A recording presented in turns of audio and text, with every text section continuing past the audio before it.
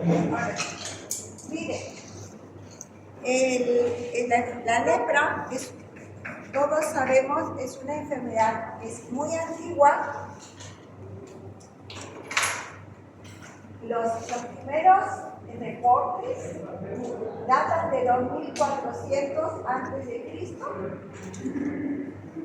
En códigos egipcios e indios, en 1400 antes de Cristo, 200 antes de Cristo en China y Japón. Y para qué decir todo lo que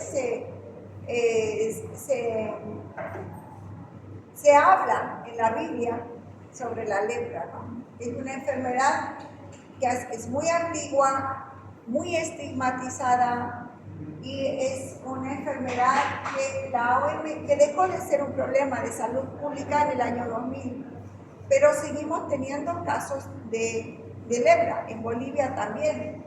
A nivel mundial, fíjense ustedes que Brasil es, junto con la India, los países que más lepra tienen. Después viene también una parte del sureste asiático, en Sudamérica, también en Colombia, Venezuela. Pero en Bolivia, nosotros, la parte de Santa Cruz, el Beni, Pando, tenemos también Chuquisaca, también hay algunos reportes de pacientes con lepra. Es una enfermedad que afecta a todas las razas, es más evidente en adultos, aunque se contrae probablemente en la infancia.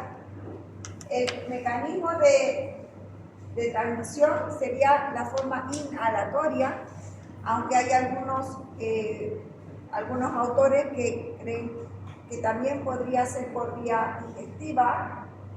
No, lo que menos se considera es que sea por contacto. Algunos consideran por vía digestiva porque se ha visto en el tatú, en el almohadilla, que se podría contraer. De hecho, el cultivo del Mycobacterium leprae es muy difícil y solamente se cultiva en la almohadilla del armadillo. Tiene un crecimiento además muy lento. Entonces, aunque es una enfermedad contagiosa y algunas formas es también, es una enfermedad infecciosa y algunas formas es contagiosa, pero solo en algunas formas, y se necesita un contacto íntimo prolongado entre un paciente con lepra en su forma contagiante y en una persona que tenga la susceptibilidad de contraerlo. Hasta el año 2008 solo se identificaba una forma de Mycobacterium leprae, que es el descrito por Hansen en 1873. En el 2008, por PCR, por biología molecular, se identifica una variedad de Mycobacterium lepromatosis en México, que da alguna forma de lepra difusa aquí en Latinoamérica. La clasificación de Jopla es la más usada y habla de una forma indeterminada, una forma tuberculoide, una forma dimorfa y una forma lepromatosa. Y para la OMS, con fines epidemiológicos, reconocido formas Pau bacilares, A bacilífera, que no contagia, como es la forma indeterminada y la tuberculoide, y las multibacilares, que sí contagian, que son algunas formas de la borderline o dimorfa, y la lepromatosis. La forma indeterminada es bien difícil de identificar, solamente en los países que son endémicos o cuando hacemos levantamiento del caso, investigamos el núcleo familiar en un paciente con una lepra, porque se presenta como una mácula única, discreta, hipopigmentada, puede tener un eritema discreto, va a ser disestésica, va a tener algunos cambios de sensibilidad, puede haber disminución de la sensibilidad, anhidrótica, en esa zona no va a sudar, pero eso a veces es difícil de identificar, y puede tener pérdida de vellos en esa zona. Puede o no tener se puede palpar los nervios y puede curar espontáneamente o puede desaparecer totalmente para que después, años después, vaya a evolucionar a las otras formas de lepra. La lepra tuberculoide es una forma de lepra que no es contagiante. No se encuentran bacilos, es abacilífera, ¿de acuerdo? Esta puede tener en las áreas que están afectadas de la piel, van a tener anestesia o hipoestesia si es inicial, pero puede suceder que haya un nervio comprometido y que tenga un dolor radicular. Eso puede suceder, que haya dolor en un nervio motor comprometido, pero que la área de la piel sea hipoestésica o anestésica. Tiene que haber hasta menos de 5 lesiones, puede ser hipopigmentada, puede tener los bordes papulosos, eritematosos, puede ser acastañado, también va a ser alopésica, anestésica, anhidrótica, con ausencia del eritema reflejo. Va a haber un compromiso, un engrosamiento del nervio que está comprometido en esa área. Puede llegar a haber una dilatación crítica con la presencia de abscesos fríos o calcificación neural. Ahora, cuando esta lesión se presenta en la cara, esa identificación de alteración de la sensibilidad puede ser dificultosa, porque la cara tiene muchas terminaciones nerviosas, ¿no? La lepra dimorfa, o también se conoce con el nombre de borderline, es la que tiene una cierta inestabilidad inmunológica. El paciente con la forma tuberculoide es su organismo el que detiene la progresión y la replicación de las micobacterias. Por eso es abacilífera. No sé si aquí les pongo, no, el diagnóstico les voy a mostrar. La dimorfa tiene inestabilidad inmunológica. Puede el organismo ir destruyendo los bacilos e ir a un polo tuberculoide, o puede quedarse como dimorfa o puede proliferar los bacilos e ir a un polo lepromatoso. Hay que saber que la lepra tiene dos grandes polos, el tuberculoide y lepromatoso. Un paciente con lepra tuberculoide nunca va a ir a una forma lepromatosa, porque su sistema inmune detiene la multiplicación de la micobacteria. Y un lepromatoso tampoco va a ir cuando van, en todo caso, el dimorfo sí puede ir hacia un polo y otro, pero no van a ser dimorfo tuberculoide, dimorfo lepromatoso. ¿Ya? Y eso depende del sistema inmune, pero es una predisposición genética. Inmunológicamente la susceptibilidad a qué polo, si va a contraer lepra y a qué polo va a ir.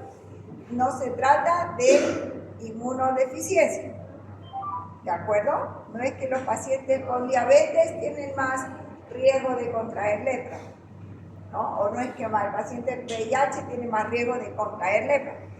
Hasta pueden tener lepra y pueden tener cuadros más severos, pero no es que ese tipo de inmunodeficiencia le predispone a contraer la infección, ¿ya? Entonces, hay mayor compromiso y dice polineurítica, quiere decir, si habíamos dicho que la tuberculoide es un tronco nervioso que está afectado, en la dimorfa pueden haber varios troncos nerviosos. Puede haber asimetría, puede haber parálisis, no se van a olvidar. A ver, aquí les puse, no, esto. La lepra afecta piel, tejido nervioso periférico y la forma lepromatosa puede ser sistémica. ¿De acuerdo? Por eso esos cambios de sensibilidad, que puede ir desde la pérdida de la sensibilidad motora, de la sensibilidad dolorosa, térmica, táctil, la última que se pierde la cara. Las lesiones cutáneas van a ser múltiples, van a ser máculas, placas eritematosas, pueden ser hipocrómicas en las pieles más oscuras, pueden ser anulares, en arcos, foveolares, que son brillantes, que tienen unas áreas, un borde más ancho, pueden haber nódulos, puede haber alopecia.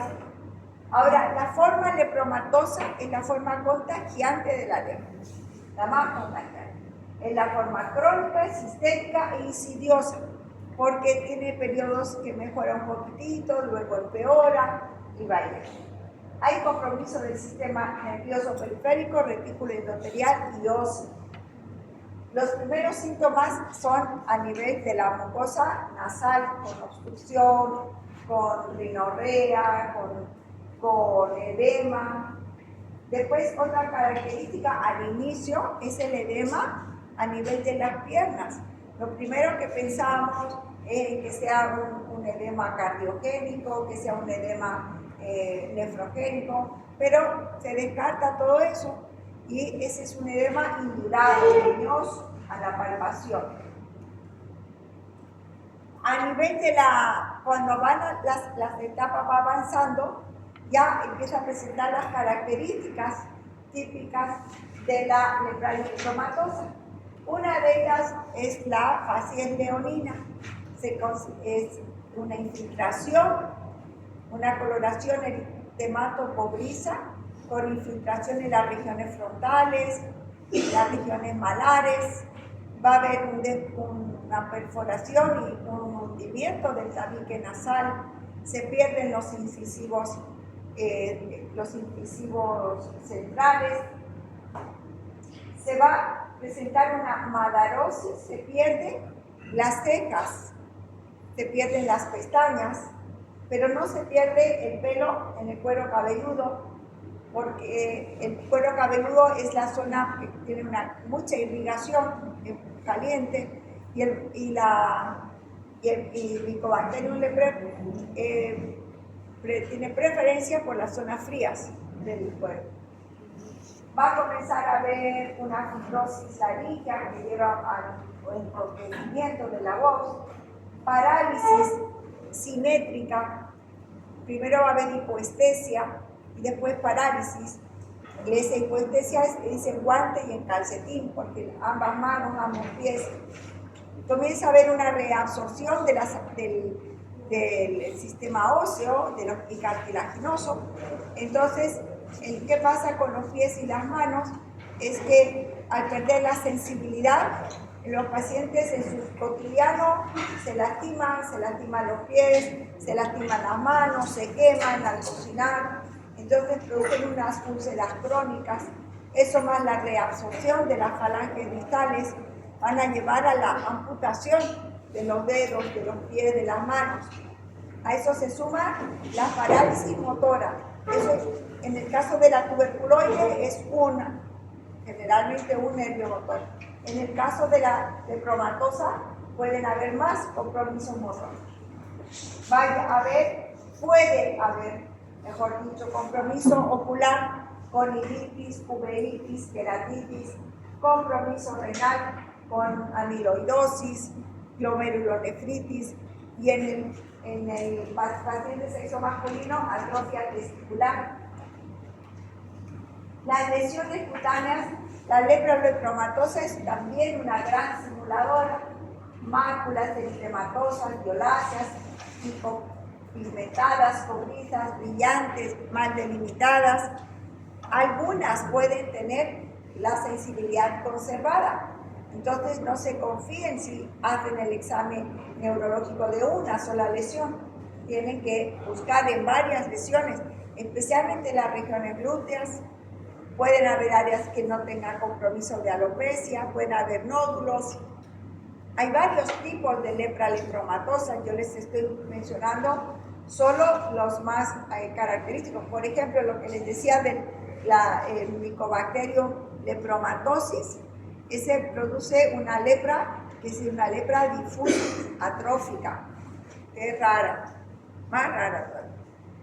Ictiosis las piernas se ponen secas, la piel es seca, engrosamiento de los lóbulos de las orejas y de los pabellones auriculares, y lo que ya les mencioné, la pérdida de las cejas y de las pestañas. Diagnósticos diferenciales, para mencionar algunos, tienen esta lista. Hasta tiña, uno puede confundir, vamos a ver unas imágenes después. ¿Cómo llegamos al diagnóstico de lepra? Primero tenemos que pensar en la existencia de la lepra para poder hacer los laboratorios correspondientes. Pedimos una vaciloscopía de linfa. ¿De dónde se toma la linfa? De los lóbulos de las orejas, de las fosas nasales y de las lesiones. Donde ustedes, si tienen sospecha de lepra, van a mandar, pueden mandar a Cemetrop, pueden mandar al hospital de Corochito, ¿de acuerdo? Para que le hagan el estudio de linfa, que tiene una especificidad de 100%, o sea que si es positivo, es lepra, pero tiene una sensibilidad de 50%. Acuérdense que la tuberculoide y la dimorfa tuberculoide y la indeterminada, en la tuberculoide la indeterminada es abacilífera, o sea que la baciloscopía va a ser negativa.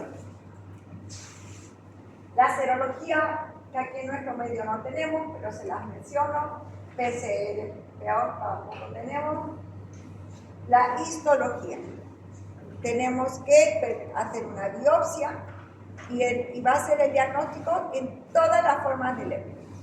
En la lepra indeterminada, porque va a haber destrucción de los paquetes nerviosos, entonces y va a haber un infiltrado, y en la tuberculoide van a haber granulomas de tipo tuberculoide, va a ser sin paciente. Y la reacción de Fernández de lepromina o reacción de Mitsuda, lepromina o Mitsuda es lo mismo, es variable según a qué polo el paciente está, porque nos sirve no como diagnóstico, sino como clasificación. La forma tuberculoide, la lepromina va a ser positiva y la baciloscopía negativa.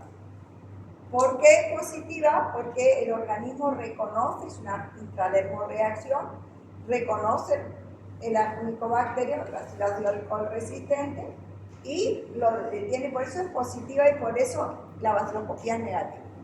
En cambio, en la forma lepromatosa, la lepromina va a ser negativa y la baciloscopía va a ser positiva.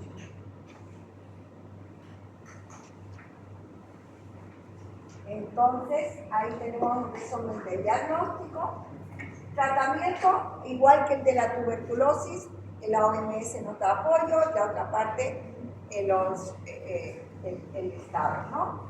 Poliquimioterapia, pero con dapsona, clofazimina y rifampicina, una dosis de 600 miligramos mensual supervisado. ¿Qué quiere decir? Que el paciente va, le dan las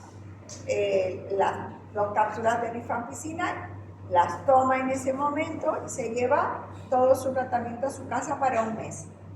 Y tiene que volver al mes siguiente. Para las pauvacilares, 6 meses. Para las multivacilares, 2 años de tratamiento. Pueden darse dos situaciones, sea que esté en tratamiento o que no esté en tratamiento, que son las reacciones lepróticas. La tipo 1 es una reacción inmunológica de tipo 4, que puede ser de reversión o de conversión. ¿Qué significa? Puede ser un paciente con una forma dimorfa que se está revirtiendo, están destruyendo bacilos y van a la forma tuberculoide. O puede ser una forma dimorfa que está proliferando los bacilos y está yendo a un polo lepromatoso.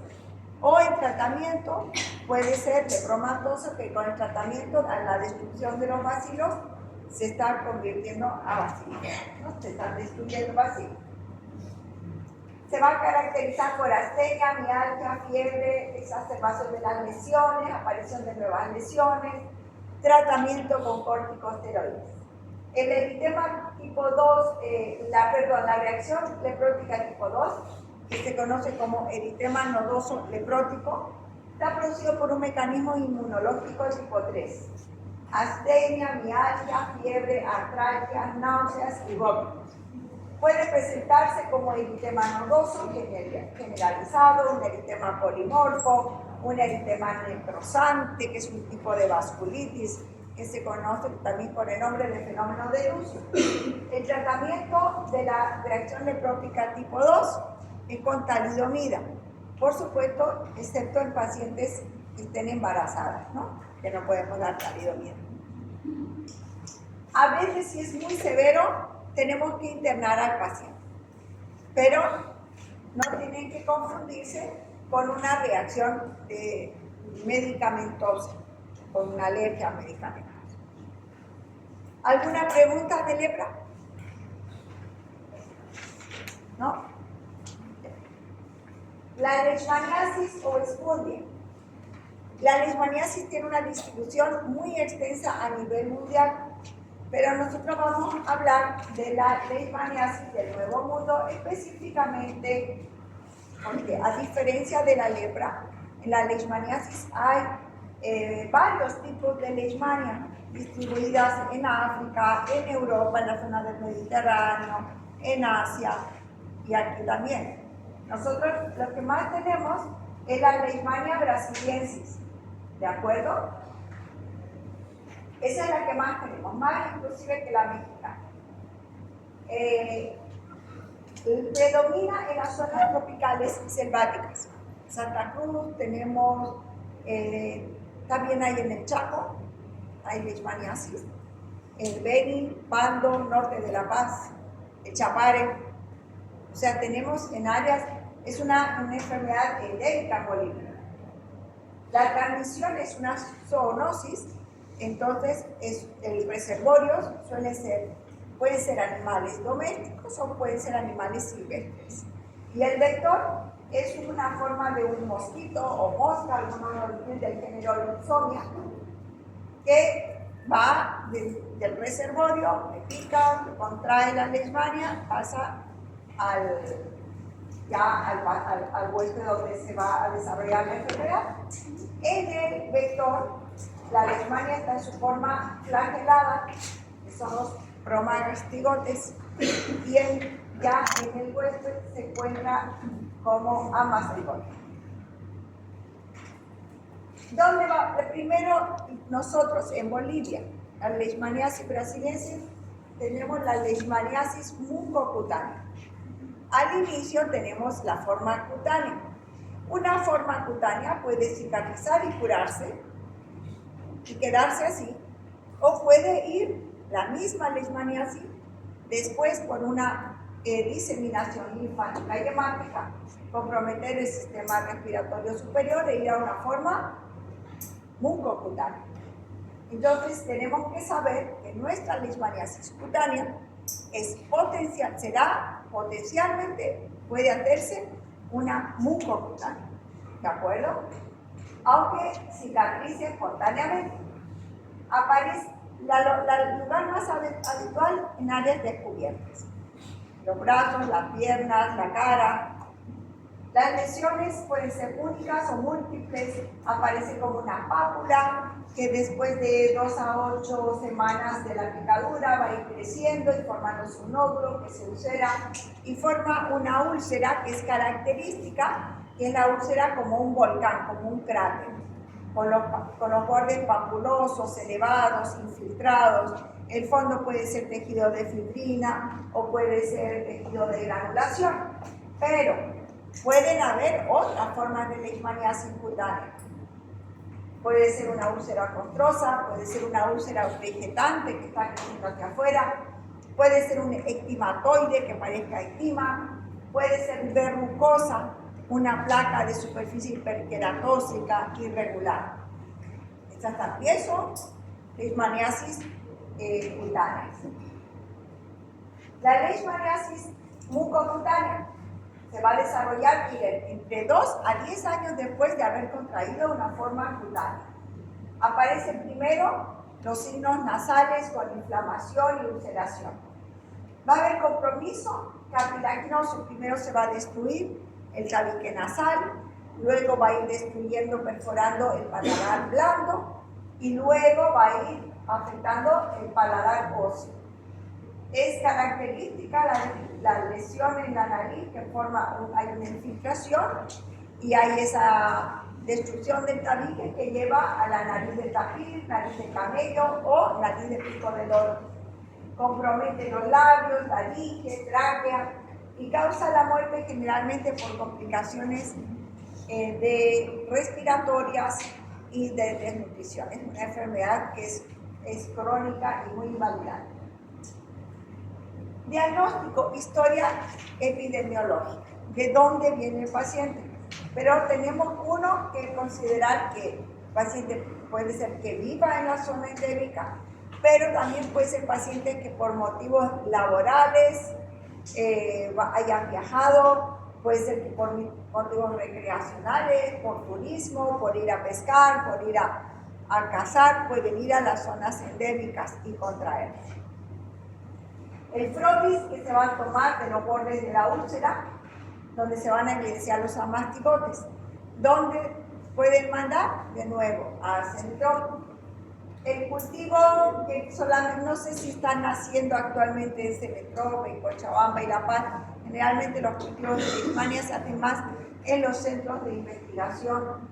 La prueba de Montenegro y ELISA casi ya no se hace y la biopsia con la presencia de los amastigotes que ya es diagnóstico. Tratamiento, los antimoniales, para la forma cutánea usamos más glucantina y lifefosil. Para la forma mucocutánea usamos más la anfotericina B. Y hay algunos trabajos, otros tratamientos en casos refractarios al tratamiento con anfotericina o a veces no hay, entonces hay que buscar otras alternativas. ¿Alguna pregunta? Tuberculosis cutánea. Las lesiones de la tuberculosis pueden ser una tuberculosis primaria o puede ser una secundaria. Las secundarias se conocen también con tuberculides, que son lesiones a distancia abacilíferas, no van a tener bacilos en esas lesiones. Las primeras, entonces, la primera sí es bacilífera, la segunda no, tiene una incidencia del 0,1%. Estas son las formas clínicas más frecuentes. Aquí ustedes van a leer con calma. Quisiera que lean estos capítulos del libro, porque están mucho más completos, ¿no? La forma escrofuloderma, con compromiso de los ganglios, sobre todo de la cadena cervical, es la más frecuente.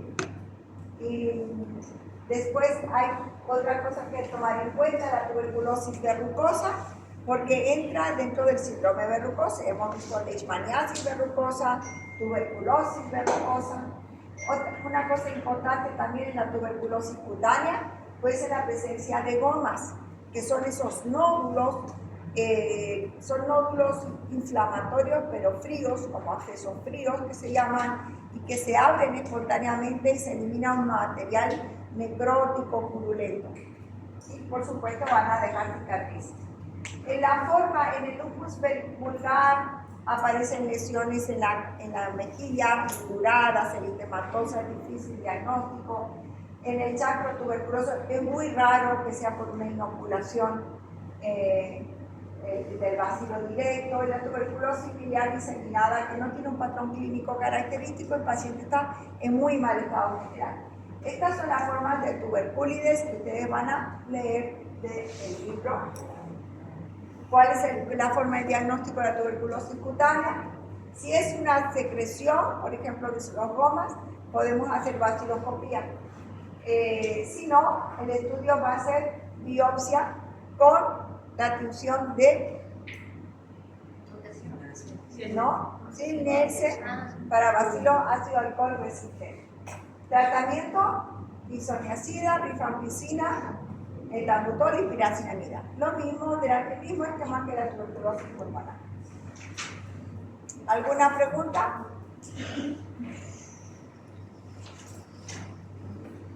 Bueno, micosis profundas. Hemos visto las micosis superficiales producidas por dermatofitos. Los dermatofitos que son los que colonizan la capa córnea de la piel y los pelos y las uñas, ¿verdad? Las micosis profundas están producidas por diferentes hongos, son dermatofitos, y van a colonizar las capas, puede ser superficial, las profundas, y capas más profundas, puede llegar líquido celular subcutáneo, huesos, articulaciones, pueden ser sistémicas, ¿de acuerdo? Por eso se llama micosis profunda. Y tiene que haber una suerte de azar para contraerlas. No son, aunque pueden estar muy difundidos en el medio ambiente, tiene que haber la mayoría, no en todas, un trauma, un punto de inoculación. ¿De acuerdo? La esporotricosis está producida por el Sporotrichum chain. Hay otras que no les he puesto, eso se me ha pasado de actualizarles. Ahora de nuevo por biología molecular hay otras subespecies de Sporotrix, pero esta es la más frecuente. La inoculación se produce por el trauma de espinas o mordeduras de animales silvestres, y después de un periodo de incubación de 8 a 30 días va a aparecer un nódulo, es de distribución mundial, ¿de acuerdo? Y ese nódulo después hay estas formas clínicas, siendo la forma linfangítica la más frecuente, y después también la forma fija. La forma linfangítica se produce el nódulo de inoculación y después se va a ir diseminando por vía linfática y van a volver a producir nódulos que se abren como gomas también al exterior. Se forman unas cicatrices y nódulos y unas formaciones fibróticas a nivel del vaso linfático, como una forma de rosario. La forma fija se queda la infección en el lugar de la piel y puede tomar esas características clínicas: placas verrucosas, acneiformes, costrosas, úlcerocostrosas. Hay la forma escrofulosa pura, la forma cutánea hematógena que puede diseminarse y la forma pulmonar, pero estas son mucho más raras. Son cuadros realmente excepcionales. Diagnóstico lo hacemos con cultivo micológico y con biopsia. Tratamiento: itraconazol, eso tengo que corregir aquí, 300 miligramos al día, 6 meses, y anfotericina en los casos extracutáneos, por ejemplo en una forma pulmonar. La cromomicosis está producida por varios tipos de hongos, pero los más frecuentes es Staphylococcus verrucosa y Fonsecae pedrosoy. Estos hongos están en los suelos, están en vegetales, están muy difundidos y se contraen igual por un punto de inoculación, pequeños traumas. Las áreas más frecuentes de compromiso son los pies. Pueden aparecer en cualquier lugar donde ha habido la inoculación, pero más frecuentes en los pies, sobre todo en las personas que trabajan en el campo en vez de usar botas, que usan abarcas o descalzos, entonces se lastiman y ahí se inoculan. Más frecuente en el sexo masculino, es propia de las regiones tropicales y subtropicales. Aparecen nódulos que después se hacen placas verrucosas, es indolora, tiene un crecimiento lento, puede llegar a medida que va empeorando, puede ulcerarse y formarse cicatrices queloidianas. El diagnóstico lo vamos a hacer por cultivo micológico, por biopsia también, examen directo y cultivo micológico. El tratamiento, cuando las lesiones son pequeñas, se puede hacer una extirpación quirúrgica más el tratamiento médico con itraconazol, que es el antimicótico de elección para la cromomicosis, como casi todas las micosis profundas. La actinomicosis, esta enfermedad granulomatosa, está producida por el Actinomyces israelí, que es una bacteria anaerobia comensal de la boca, del colon, del sistema genitourinario. Cuando se describen 3 formas clínicas la cervicofacial, la torácica y la abdominal. Entonces se presenta sobre todo la característica de la formación de fístulas. Claro que al inicio en la piel se va a ver un nódulo que se inflama, eritematoso, que fluctúa, que puede confundirse al inicio con un folículo, ¿de acuerdo? Pero si palpamos la base del folículo, vamos a ver que tiene, ¿se acuerdan que cuando les dije, cuando vean un nódulo, cuando examinen un nódulo, siempre palpen si está adherido a planos profundos, ¿verdad? En este caso, al palpar ese nódulo, van a sentir que no es móvil a planos profundos. Hay una infiltración, hay como una fibrosis que lo adhiere y pierde la movilidad a planos profundos. Ahí ya nomás tienen que alertarse que algo está pasando. Si es a nivel cervical, submandibular, acuérdense de la actinomicosis cervicofacial, examinen cavidad bucal, cosa que muchas veces los médicos nos olvidamos de examinar cómo están las piezas dentales, que es parte de la salud, ¿no es cierto? Entonces tenemos que examinar cavidad oral, vamos y pues si vemos, si palpamos, si vemos que ese nódulo no está adherido, y damos también radiografía, porque puede hacer una osteomielitis. Lo mismo a nivel torácico, diagnóstico diferencial de la tuberculosis y un escrofuloderma también, que es un diagnóstico diferencial importante, la actinomicosis. Y la forma abdominal, que se produce a partir de una infección de cierre. Diagnóstico, biopsia, cultivo anaeróbico, no todos los laboratorios. Fíjense cómo son enfermedades que tenemos que pensar en ellas para ver qué laboratorio vamos a pedir. Hay que ser bien. Y aquí es lo que entra, porque les he dicho desde el principio de la materia. Trabajar con posibilidades, con diagnósticos diferenciales, no quedarse con una sola cosa. Claro que hay enfermedades o que hay pacientes que presentan cuadros muy clásicos, muy característicos. Pero hay otros que sea porque el paciente, porque cada individuo es diferente, puede manifestar de diferentes formas la enfermedad o enfermedades que pueden presentarse de muchas formas clínicas. Entonces tenemos que pedir cultivo anaeróbico. Tratamiento, penicilina, tetraciclina, sulfonamida. ¿Cuánto tiempo hasta la resolución completa del cuadro? Micetoma, otra infección granulomatosa. En este caso pueden ser los eumicetomas que están producidos por hongos o los actinomicetomas por actinomicetos aeróbicos. Afecta predominantemente los miembros inferiores, se caracterizan por formarse úlceras y fístulas, drenan pus y esa secreción de repente aparece un granos de colores. Esos granos son un conjunto de hifas que pueden ser los granos de eumicetoma o de actinomicetoma. Esta enfermedad produce mucha destrucción local, es crónica, no suelen doler y avanza, va aumentando y va a avanzar y comprometer hueso y articulaciones.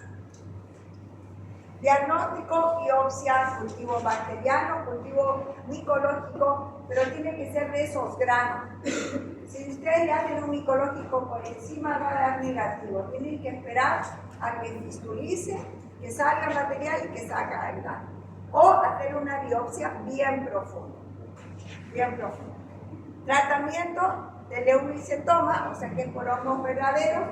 Si es pequeñito, se puede extirpar e iniciar inmediatamente con antimicótico, el itraconazol. Puede durar entre meses y años el tratamiento. Cuidado en el examen si pongo tratamiento quirúrgico, no es más el antimicótico.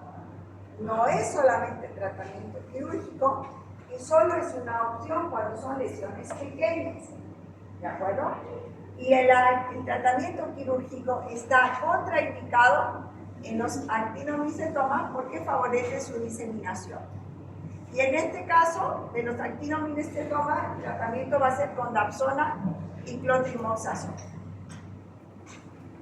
Para coccidioidomicosis, esta enfermedad no está en la última lesión de Falabella. La anteriores sí, pero en la última no sé por qué.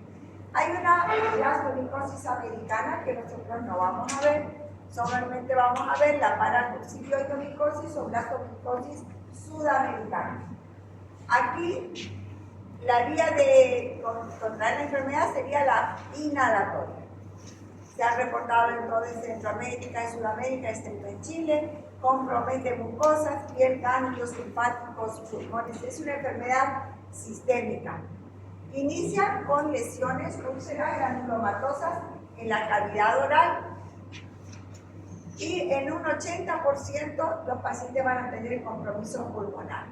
A nivel de la piel dice polimorfismo. ¿Qué significa? Que puede tener pequeñas pápulas más grandes, nódulos, placas difusas, sin un patrón característico. El diagnóstico, examen micológico directo, cultivo, las serologías, pueden haber falsos positivos, falsos negativos, pero existen, y la biopsia cutánea que también es diagnóstico. Tratamiento para, si es solamente la cavidad oral, damos intraconazol. Si es ya con compromiso pulmonar, idealmente anfotericina, pero va a depender también del estado del paciente. La anfotericina es cara, el paciente tiene que estar internado, y es nefrotóxica y cardiotóxica. Entonces, todas esas cosas tienen que ser valoradas antes de prescribir.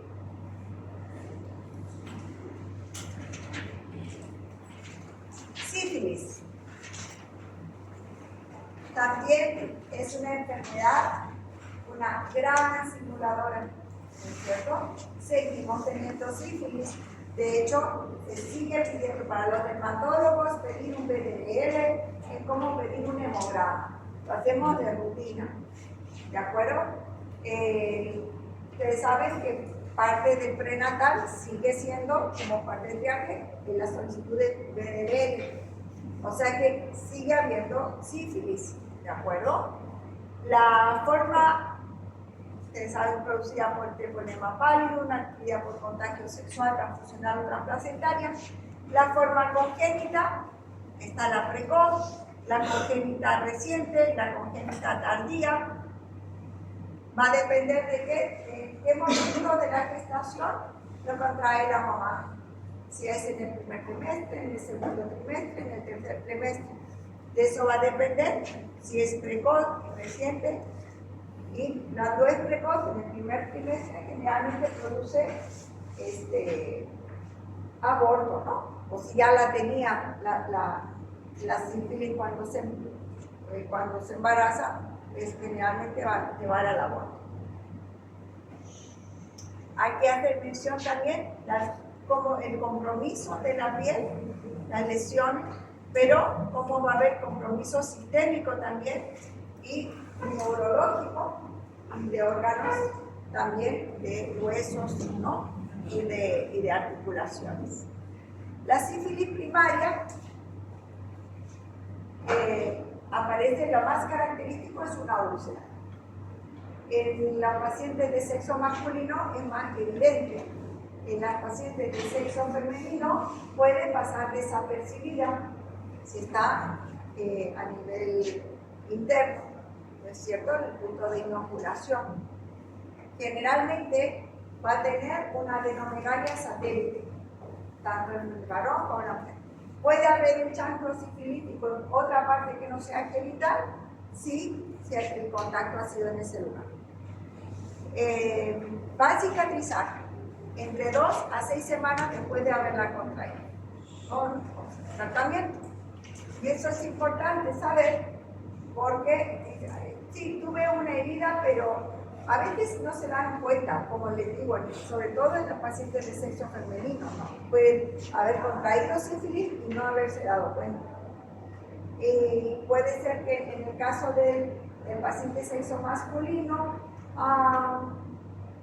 generalmente van a un puesto de salud pero a veces puede ser que se automediquen, que usen medicamentos en dosis bajas, insuficientes, no lleguen.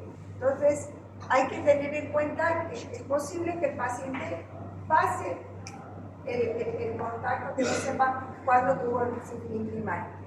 De esos pacientes con sífilis primaria, una parte va a curarse solito, otra parte se va a quedar como forma latente.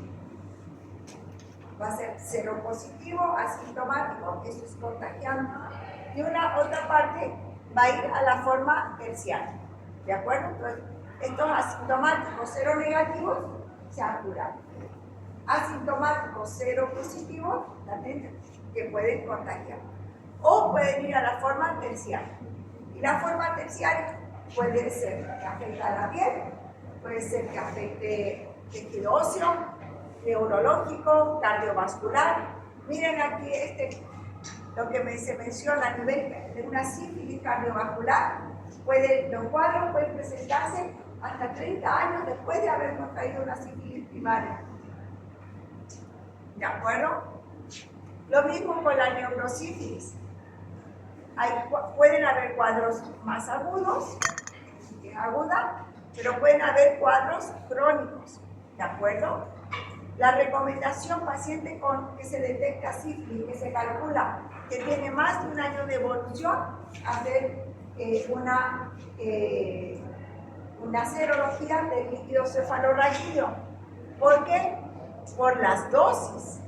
Miren, una sífilis menor de un año, es el esquema Tomé de Falabella, puede variar un poquitito de un lugar al otro, pero estas dosis me parecen que son seguras para curar sífilis. Menor de un año tenemos esa dosis total. 2.400.000 en presión intramuscular cada glúteo simultáneamente. Puede ser que en algunos de ustedes lean 2.400.000 incluso en una sífilis muy reciente. Puede ser, pero creo que esto no estamos más seguros. Pero miren, comparen con las dosis que se requieren para una neurosífilis. ¿No es cierto? La diferencia. Entonces, si nos quedamos cortos en penicilina, podemos estar dejando pasar un cuadro que puede ser muy grave después, más adelante. Para sífilis mayor de un año, acuérdense solicitar el estudio, el líquido cefalorraquídeo, pero digamos que está negativo. Esta sería la dosis recomendada.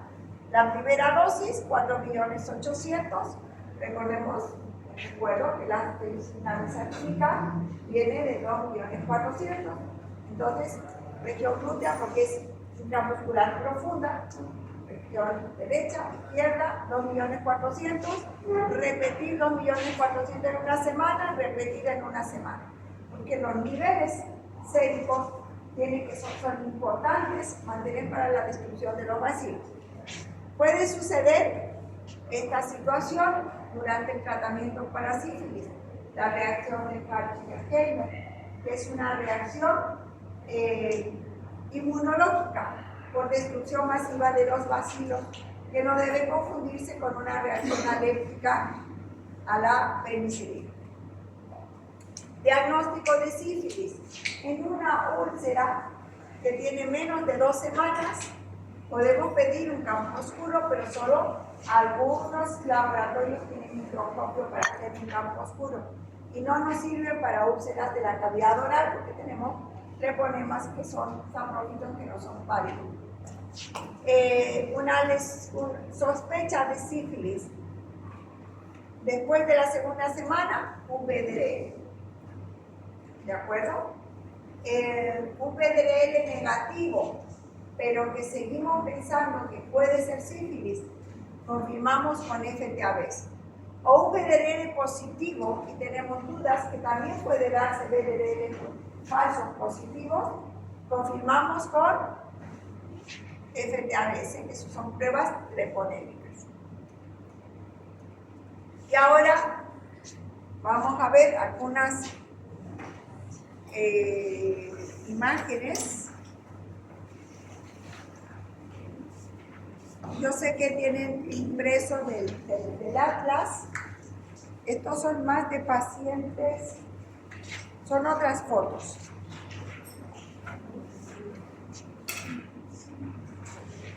¿Hay alguna pregunta?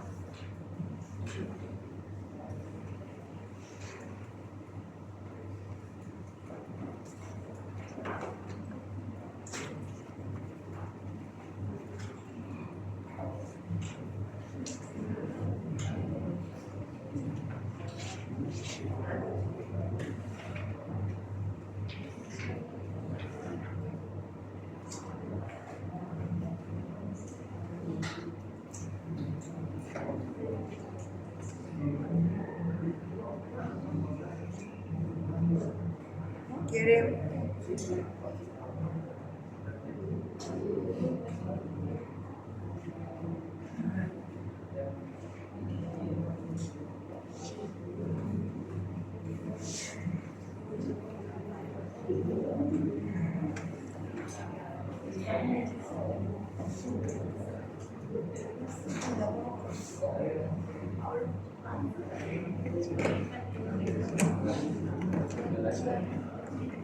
¿Va?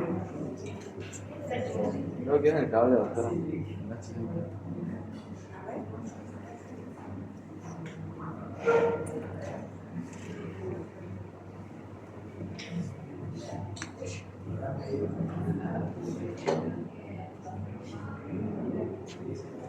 Pero se me colgó la computadora. No sé qué pasó. ¿Vos sabés inglés? ¿Qué fue? No. A ver ahora.